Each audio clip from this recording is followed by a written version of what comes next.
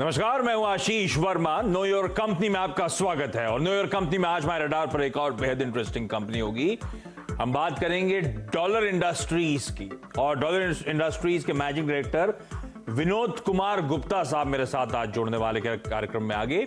अच्छा, गुप्ता सर से बात होगी तो डॉलर इंडस्ट्रीज पे एक फंडामेंटल कॉल भी लेकर आऊंगा। ओम कैपिटल के राजेश अग्रवाल साहब जुड़ेंगे, और हेडलाइन से कुछ ही देर बाद हमारे साथ होंगे प्रकाशगाबा.com के प्रकाश गाबा, जिनसे जानेंगे बाजार और आपकी कुछ क्वेरीज भी प्रकाश सर मदद करने वाली हैं वो सॉल्व कराने में। तो पहले इस वक्त की हेडलाइंस, सुर्खियों पे नजर डालिए। हफ्ते दर हफ्ते सीएनबीसी आवाज की बादशाहत कायम। बाजार के दौरान कॉम्पिटिटर से 1.1 गुना बढ़ा। शाम प्राइम टाइम में 62.2% दर्शक आवाज से जुड़े। बाजार में निचले स्तरों से अच्छी रिकवरी। आज के लो से निफ्टी 70 तो निफ्टी बैंक 200 अंकों का सुधार दिखा रहा है। बाजार को संभालने में इंफोसिस, एमएनएम और सिप्ला का सबसे ज्यादा योगदान। उम्मीद से बेहतर नतीजों के बाद बाजार के बादशाह इंफोसिस में 10% की धमाकेदार तेजी। सीएलएसए, सिटी दोनों ने इंफोसिस का लक्ष्य बढ़ाकर 1000 रुपए किया। दूसरे आईटी शेयरों में भी शानदार उछाल। ऑल टाइम हाईज पर एचसीएल टेक, टीसीएस ने आज बनाया नया high. We will induct global partners and investors in Reliance Retail in the next few quarters. Jio platforms के बाद अब रिलायंस रिटेल में है ग्लोबल इन्वेस्टर्स की नजर। एजीएम में मुकेश अंबानी ने रिटेल की विस्तार योजनाओं का खुलासा किया। बढ़ते कंपटीशन के डर से डीमार्ट की पिटाई, फ्यूचर ग्रुप शेयरों पर भी दबाव। एजीएम के बाद रिलायंस इंडस्ट्रीज पर और बुलिश हुए ब्रोकरेजेस। ज्यादातर ने शेयर के लक्ष्य बढ़ाए। अब रिटेल और ओटीसी कारोबार में आने वाले स्ट्रैटेजिक इन्वेस्टमेंट पर है सबकी नजर। और खेती में इस्तेमाल होने वाले पावर टिलर इंपोर्ट पर कसा शिकंजा। अब आयात के लिए सरकार की मंजूरी जरूरी। वाणिज्य मंत्रालय ने जारी किया नोटिफिकेशन। पावर टिलर से जुड़े Greaves cotton, VST tiller and tractors के शेयर में 5 से 11% तक का उछाल। यह है आवाज की एक्सक्लूसिव खबर।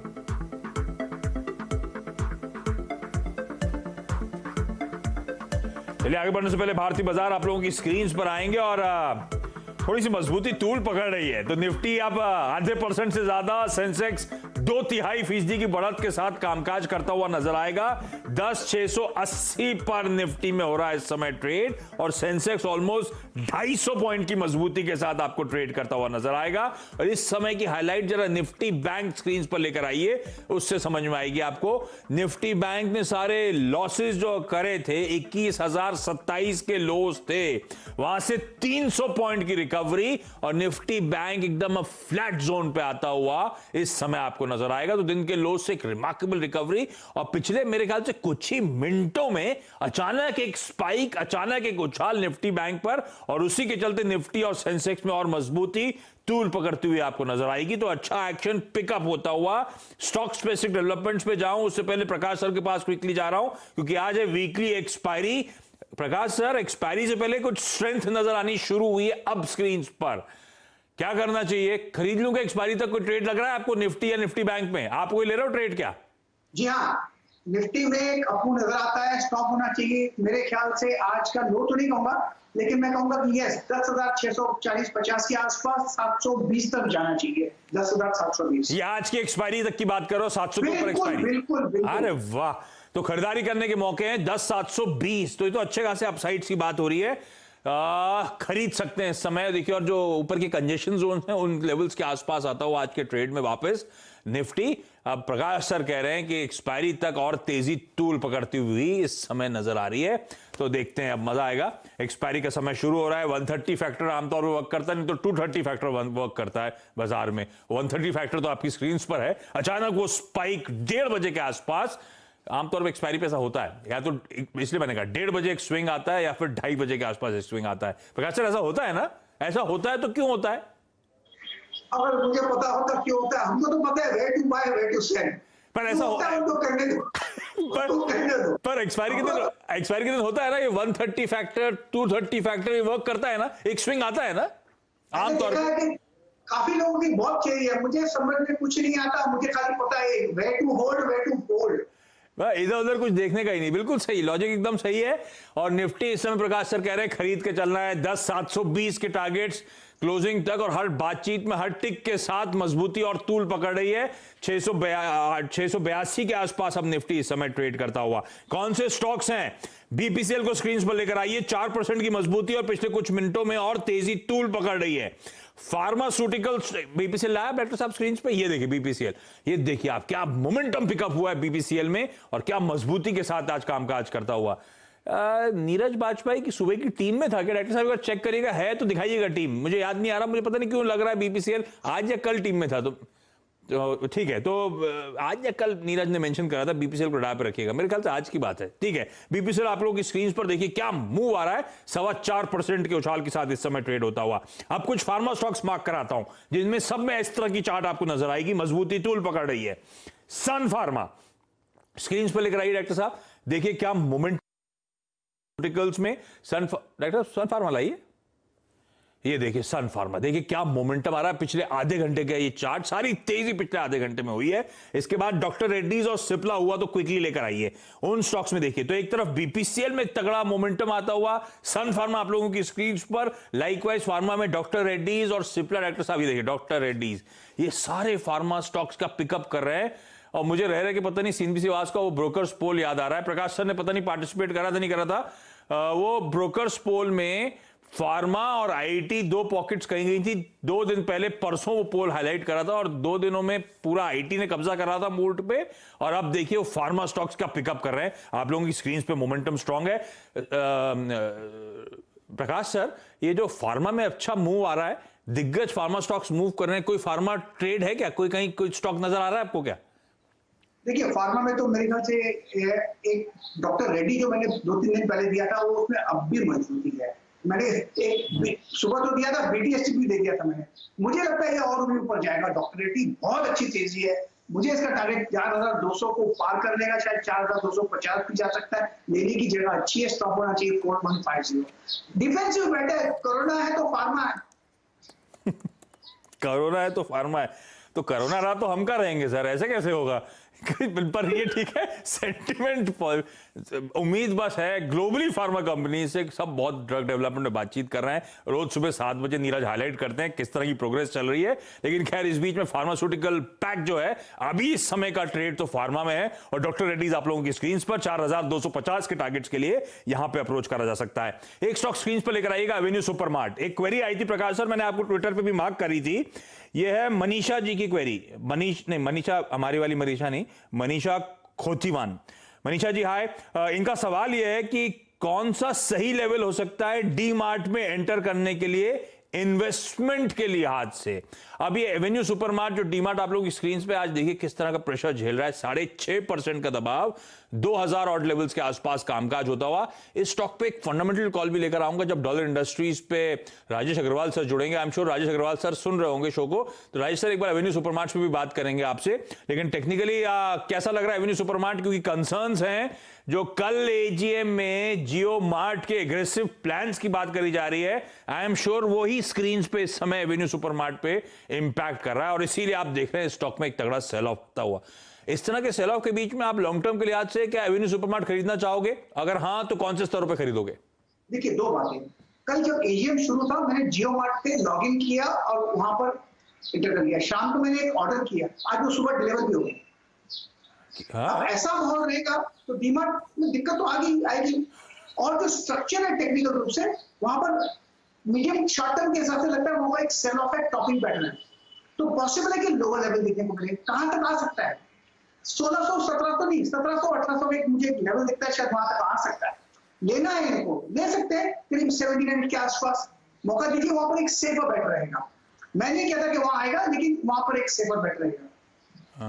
तो ठीक है, ये लेवल्स नोट डाउन करिए। मनीषा जी क्विकली एक और सवाल है, मैंने बोल दिया है तो लेना पड़ेगा, समय नहीं मेरे पास। मौलिक जी का सवाल है, वो जानना चाहते हैं एल&टी फाइनेंस होल्डिंग क्या फ्रेश बाय करा जा सकता है इन लेवल्स पर? 3 महीने का टाइम होराइजन है उनका।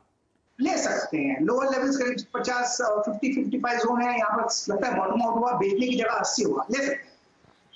तो लिया जा सकता है सर। स्टॉक सही चुना है आपने। 3 महीने के टाइम होराइजन के लिहाज से लेवल्स पे बाइंग कर सकते हैं। प्रकाश सर, धन्यवाद आपका वक्त निकालने के लिए। और अब मैं सीधे जा रहा हूं डॉलर इंडस्ट्रीज के managing director Vinod Kumar Gupta sir इंतजार करते हुए। विनोद सर, स्वागत है सीएनबीसी आवाज पर आपका। जो रिजल्ट्स हैं उसके साथ शुरुआत करना चाहूंगा और वो परफॉर्मेंस आप लोगों की स्क्रीन पर आएगा। हालांकि ये Q4 के नंबर्स हैं जिसके साथ मैं शुरुआत कर रहा हूं, क्योंकि Q4 वो पीरियड था जब कुछ हद तक स्लो डाउन था, लेकिन क्वार्टर के एंड में जाते आते एक हफ्ते वो पैंडेमिक के चलते वो लॉकडाउन का भी फेज आया था। तो रेवेन्यू सर 19%, इबिटा 31% गिरता हुआ, क्या कारण है? ये कोविड और स्लो डाउन का इंपैक्ट है और कुछ भी है? देखिए, हमारे ट्रेड में जो फोर्थ क्वार्टर का जो आखिरी 15 दिनों का जो अंतराल होता है वो बहुत इंपॉर्टेंट होता है, क्योंकि सभी व्यापारी भाइयों को अपने अपने टारगेट्स पूरे करने होते हैं।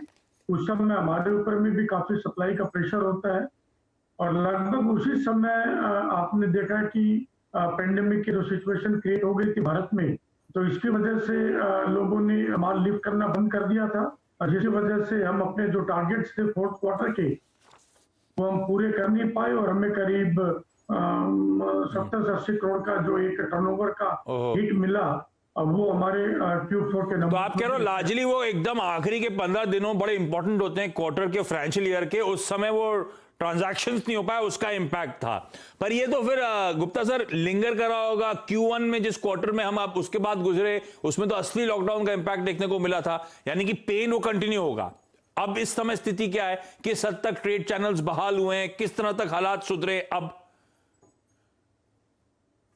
देखिए, वर्तमान में स्थिति तो निश्चित रूप से हमारे प्रोडक्ट की डिमांड बहुत अच्छी है, लेकिन प्रोडक्शन बॉटलनेक्स की वजह से सप्लाई में थोड़ी सी कंस्ट्रेंट अभी भी जारी है।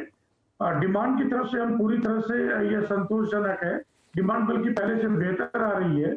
और इसमें बहुत अच्छी बात यह है कि एथलीजर की डिमांड हमारे यहाँ बहुत अच्छी है, क्योंकि चूंकि वर्क फ्रॉम होम का जो एक कल्चर अभी सब जगह सब ट्रेड में चल रहा है, तो उसमें एथलीजर्स की डिमांड बहुत अच्छी है। और किसकी डिमांड सर, मैं समझा नहीं। थोड़ी सी प्रॉब्लम अब जो अलग अलग एथलीजर में क्या आता है? इसमें ट्राउजर्स है, बरमूडास है, टी-शर्ट्स हाँ, तो वो अच्छा, वो ऊपर सूट पहना, नीचे ट्राउजर बरमूडा पहन के बैठ गए मीटिंग में घर से। हाँ जी, तो वर्क फ्रॉम होम का कल्चर अब जिस प्रकार से तूल पकड़ रहा है, तो एथलीजर्स की डिमांड काफी अच्छी है। अब तकलीफ केवल है कि ये हमें ज्यादा दे रही है कि कुछ जगहों पर अचानक लॉकडाउन हो रहा है, जैसे बिहार में आज से 16 दिन के लिए लॉकडाउन हो गया, बेंगलोर में 14 तारीख से 9 दिन के लिए लॉकडाउन हो गया, पूना लॉकडाउन में चल रहा है। तो ये जो समीकरण जो रोज बदल रहे हैं, ये दिक्कत है, हमारी सप्लाई चेन को इफेक्ट कर रहा है। तो फिर हाँ, ये बात सही है। तो आपने जब अपने रिजल्ट्स दिए थे उसमें FY20 का परफॉर्मेंस आया था और उसमें कहा था कि आप लोग पैंडेमिक के चलते बहुत कॉशियसली आगे बढ़ रहे हैं, पर फिर भी 30% की ग्रोथ एक्सपेक्ट कर रहे हैं अगले साल, यानी कि FY21 में। वो ग्रोथ चैलेंजेस अब क्या दिक्कत है? कि बिहार, कर्नाटक रीलॉकिंग की तरफ जो जा रहे हैं, इससे ये जो आपके टारगेट जो आपने सेट करे हैं, उम्मीदें जो लगाई हमारी 30% ग्रोथ की, वो बनी रहेंगी या वो दिक्कत में आने वाली हैं? नहीं, देखिए, 30% की ग्रोथ की जो बात आप कह रहे हैं, शायद हमने ऐसा कभी नहीं कहा कि 30%। ये आप ही की बताता हूं सर, गुप्ता सर, आप ही ने जो रिजल्ट्स दिए थे उसी रिजल्ट्स में इन्वेस्टर हाइलाइट्स भी आपने मेंशन करी थी, मैंने उसी से लाइन उठाई है, मैंने अपनी नहीं लाइन लाया हूं। 30% ग्रोथ की बात हुई है अगले साल के लिए। ग्रोथ को निश्चित रूप से करने का लक्ष्य हमने रखा हुआ है। और इसी वजह से मैं 2 नई बातें हमने अभी अपने साथ शामिल की है। वो ये है कि न्यू नॉर्मल के हिसाब से ई कॉमर्स की डिमांड बहुत अच्छी है। तो हमने अपने पूरे ई कॉमर्स के जितने भी चैनल्स हैं जिनके थ्रू हम कंज्यूमर्स तक अपने प्रोडक्ट को पहुंचा रहे हैं, उस पूरे चैनल को हमने रिवैम्प किया है। अच्छा? और आशा है कि हम एक बहुत अच्छा बिजनेस ई कॉमर्स प्लेटफॉर्म पे हम इस साल कर पाएंगे। नंबर 2, डॉलर प्रोटेक्ट के तहत हमने कुछ नए प्रोडक्ट्स लॉन्च करने जा रहे हैं। वैसे मास्क और पीपीई किट ऑलरेडी हमने लॉन्च कर दिया है। इसके अलावा एंटी कोरोना फैब्रिक के साथ हम कुछ नए तरीके के वेस्ट और ब्रीफ्स हम मार्केट में बहुत जल्दी लेकर आने वाले हैं। ये तो हाँ, ये डॉलर प्रोटेक्ट के अंदर आपने मास्क और पीपीई किट्स तो मैंने देखा था कि आप लोगों ने लॉन्च कर दिए हैं। अब आप कह रहे हो डॉलर प्रोटेक्ट के अंदर आप लोग वो एंटी कोरोना वायरस वाले कपड़े होंगे ये, मतलब कि उस पे कोरोना वायरस आएगा, मर जाएगा क्या? हाँ, निश्चित रूप से अप टू 18 से 20 जुलाई तक आपके बॉडी के ऊपर में कोई भी कोरोना वायरस का असर नहीं होगा। माने वो आपकी बॉडी को टच ही नहीं कर पाएगा, फैब्रिक पे ही उसका ध्यान हो जाएगा। अरे वाह ये इनोवेटिव चीजें हैं, ठीक है। पर ये है कि अंदर वेस्ट तक अगर आ गया कोरोना वायरस तो वैसी दिक्कत की बात है, शर्ट तक ही रुक जाना चाहिए था। लेकिन एक आखिरी सवाल गुप्ता सर, एक इंटरेस्टिंग हाईलाइट और है, प्रमोटर्स माल खरीद रहे हैं सितंबर से दिसंबर, दिसंबर से मार्च, प्रमोटर्स की बाइंग, और खास तौर पे पिछले क्वार्टर में 12% के आसपास स्टेक प्रमोटर्स ने बढ़ाया है।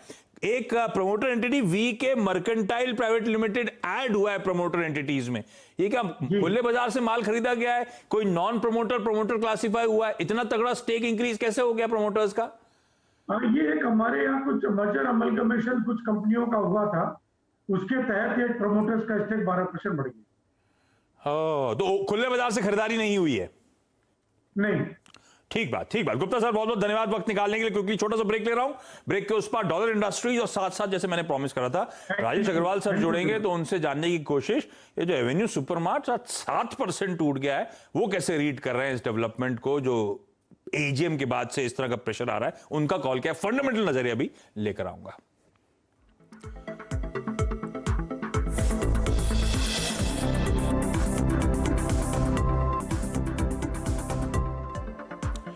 चलिए ब्रेक के बाद आपका स्वागत है, और अब हमारे साथ ओम कैपिटल के राजेश अग्रवाल सर जुड़ते हुए। राजेश सर स्वागत है। दो स्टॉक्स हैं सर, एक तो आउट ऑफ सिलेबस है, पहले तो डॉलर इंडस्ट्रीज की बात, जिसके मैनेजमेंट से अभी भी चर्चा कर रहे थे, तो डॉलर प्रोटेक्ट के अंदर मास्क, पीपीई किट्स, और अब तो ऐसी बनियान वगैरह बनाने वाले हैं कि कोरोना वायरस उसी में आके मर जाएगा। तो कुछ दिन पहले मैंने पढ़ा था अरविंद लिमिटेड भी ऐसी कुछ फैब्रिक बना रहा था, तो मुझे लगता है वैक्सीन वगैरह इन्हीं को बनानी चाहिए, शायद जल्दी बन जाएगी।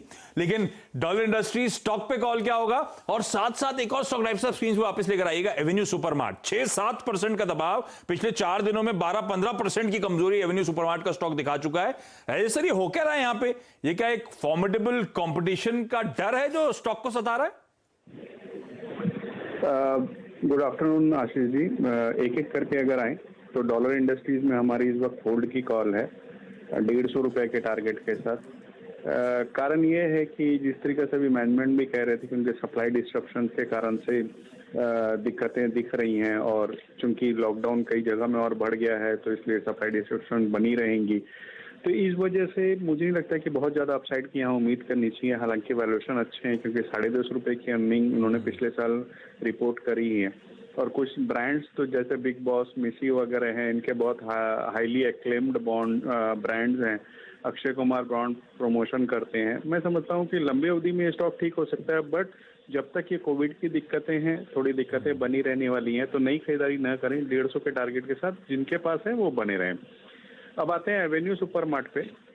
तो एक तो क्या हुआ कि रिलायंस रिटेल की जिस तरीके की अनाउंसमेंट कल आई, उसके बाद से थोड़ा सा दबाव देखा गया, क्योंकि ऐसे लगने लगा कि कंपटीशन बढ़ जाएगा। दूसरे जो नंबर्स आए थे उसमें भी हमने देखा था करीब करीब 88% के आसपास बॉटम लाइन में दबाव देखा गया था, क्योंकि नॉन एसेंशियल आइटम जो थे उसकी बिक्री लगभग ठप हो चुकी थी और बहुत से शहरों में दुकानें पूरी तरीके से खुली नहीं थी। सबसे बड़ी बात है कि 216 स्टोर हैं इनके, और वैल्यूएशन आज इतनी गिरावट के बाद भी अगर आप देखो तो 1,30,000 करोड़ के आसपास आती है। कंपनी अपनी जो पीयर ग्रुप सेट है उसमें बहुत अच्छी है, अच्छा कारोबार करती है, मार्जिन अच्छे हैं, लेकिन फिर भी 1,30,000 करोड़ का वैल्यूएशन 216 स्टोर के साथ। वहीं अगर आप सामने में जस्ट एग्जांपल से के लिए मैं बोलूं तो 200 कुछ स्टोर के साथ स्पेंसर की वैल्यूएशन सिर्फ 700 करोड़ रुपए की है। तो आप खुद सोच लो वैल्यूएशन कैप कितना बड़ा है। हो सकता है इस वजह से थोड़ा दबाव आया हुआ हो, और रिलायंस रिटेल के कारण से जो एक कंपटीशन हावी होता जा रहा है वो तो अपनी जगह है ही। तो ये सब रीजंस हैं, थोड़ा सा ध्यान रखिएगा। मनीषा जी का सवाल था, तो देखिए आपको तो एक 360 डिग्री कवरेज मिल गया इस एवेन्यू सुपरमार्ट के स्टॉक पे। मनीषा जी अभी भी आप सुन रही हैं। राजेश सर बहुत बहुत धन्यवाद आपका। तो गावा सर से भी बातचीत हो गई स्टॉक पे, और राजेश सर से भी, और ये स्टॉक आज ऑलमोस्ट 7% की कमजोरी के साथ दिन के लोज पे आके खड़ा हुआ है। क्विकली ब्रेक लेने का समय हो गया, और इनफैक्ट हेमंत रेड्डी हैं ब्रेक के उस पार आखिरी सौदा, और आज का दिन तो बड़ा इंपॉर्टेंट है। आज वीकली एक्सपायरी है और हमने 130 से मूव्स आने देखना शुरू हो चुके हैं। तो ऐसे में बड़ा एक्शन पैक्ड होने वाला है आखिरी सौदा आज का। बहुत ही शानदार एक्शन पैक होगा। बहुत सारे देखिए खबरें हैं। ये एफपीओ के ऐलान से पहले येस बैंक देखिए फिसलता जा रहा है। इसके ऊपर विस्तार से पूछेंगे क्या करना चाहिए एक्सपर्ट से। ऑटो शेयरों में क्या गजब की रैली देखने को मिल रही है, तो क्रेडिट स्विस की इंपॉर्टेंट रिपोर्ट जो आई है उसका असर होगा। और ये जो आप बाहर मॉनसून देख रहे हैं इसका अपडेट भी हम लेने वाले हैं मेट से, क्योंकि कई जगह रेड अलर्ट भी आ रहा है। सुबह आने में दिक्कत हो रही थी ऑफिस, इतनी बारिश थी। 2 दिनों से आप आईटी खरीदवा रहे थे आखिरी सौदा में, वो एकदम सटीक पड़ा। आज भी कुछ खरीदने वाले हैं? बिल्कुल, आज इतने सारे ट्रेड्स हैं और आशीष चतुर्मोहता जी होंगे हमारे साथ। राहुल शर्मा ट्रेड एट 2 देंगे और राहुल शर्मा का आजकल सही चल रहा है एकदम उनका। राहुल द्रविड़ जैसे ये बिल्कुल देखिए बैटिंग कर रहे हैं, तो बताएंगे ये कौन से स्टॉक्स पर बुलिश हैं। प्रकाश गाबा साहब भी होंगे आपके फेवरेट 3 बजे हमारे साथ, वो बताएंगे ट्रेड एट 3। तो एक्शन पैक्ड शो है, कहीं मत जाइए, बने रहिए CNBC आवाज के साथ। ब्रेक लेकर वीरू और मैं हाजिर होते हैं अभी।